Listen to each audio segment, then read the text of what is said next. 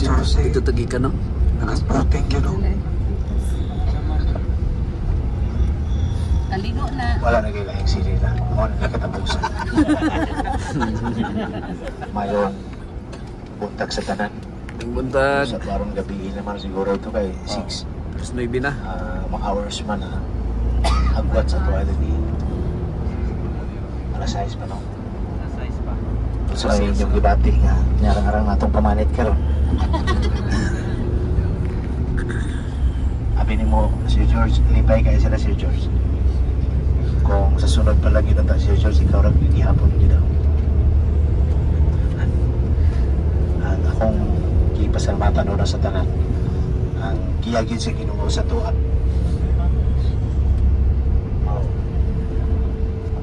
Nakaabot yun tayo ni gawa naging problema, makaulit po tang away problema. Yeah, di kahit ang mga gahil. Yaw ano? May kunting tao no? Kasabot mo lang di kahit ang gahil. Hearing so. Because when our leader, our tourist guide will say that we'll be here at the time, nakagita. Kaya kung gahil pa ta, hindi magita. Nagtuyo kung doon na yung agahing ang mga naguna pa nato. Pero kita karon na minaw kita. O kung nalipayan ang giingon sa Biblia, kanang Mount Sinai, actually, dili naman kita kumuban din eh. Pero pag-ingon nga mo ato na o kining Egypt, niya mo ato ng bukid sa Sinai, nabangot ang akong desisyon. Ingon yung kumuadto ko kay gusto yung kumutanaw yun sa pagsaka ni Moses. Hago kay to siya kay pamuwi kalsada o pa siguro yung camera itong panahon na. Nasakay-sakaya ni Moses. Daghan na. Pero Kaya ang trino. tungkol sa iyang trabaho nga pabalik-balik dito, kaya mo yung ng tourist guide sa to, this is the place where Moses and the Israelites stay. While Moses is on the top. Siguro banabana na punto nila gipa, banabana na. Tungkol kay mga mapilain mais butan kay mga magitong lugar na po.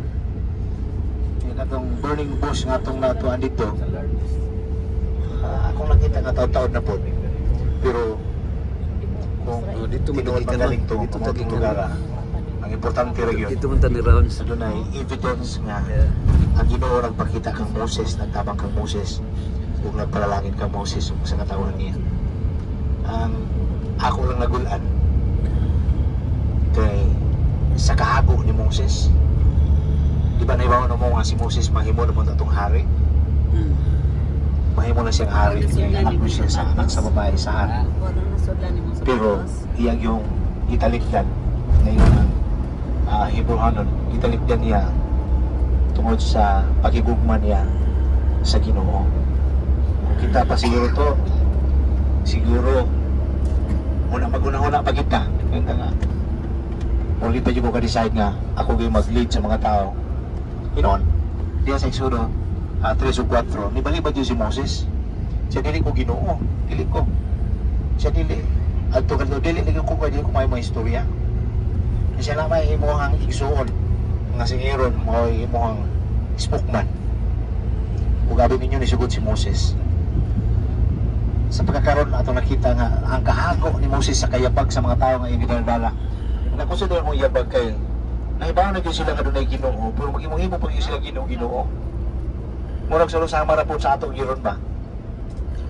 Ang murag advantage sa gamay sa tuwa kay gamay ra sa sampol kini nga grupo. Murag wa po ko kakita, una magaling-gilang may wala niyo po ko kakita nga magsupak-supak. So tanan gyud ta murag mo to, unugin mo sulod ba gyud ang sampulan na pag-ingon sa atong tourist guide nga lakaw tani orasa, mula ko magita. No, may magpagay kahit po.